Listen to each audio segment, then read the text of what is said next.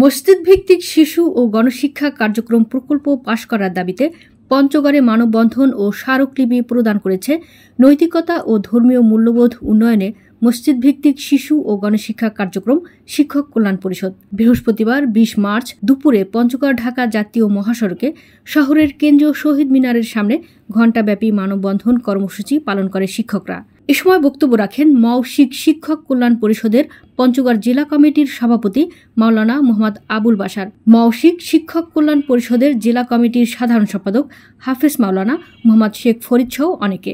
বক্তারা বলেন, Islamic foundation কর্তৃক পরিচালিত নৈতিকতা ও ধর্মীয় মূল্যবোধ উন্নয়নে মসজিদ ভিত্তিক শিশু ও গণশিক্ষা কার্যক্রম ৮ম পর্যায় প্রকল্প পবিত্র মাহে রমজানের মধ্যে পাশ করে সকল শিক্ষক শিক্ষিকা, সাধারণ caretaker, model caretaker, field supervisor সহ সকল জনবলের বেতন ঈদুল ফিতরের পূর্বে প্রদান সহ ৫ দফা দাবি তুলে ধরেন মানববন্ধনে। এই দাবি মানা না হলে কঠোর আন্দোলনের হুঁশিয়ারি দেন তারা। জেলার ৫ উপজেলার প্রায় ১,০০০ শিক্ষক ও শিক্ষিকা এ মানববন্ধনে অংশ নেন।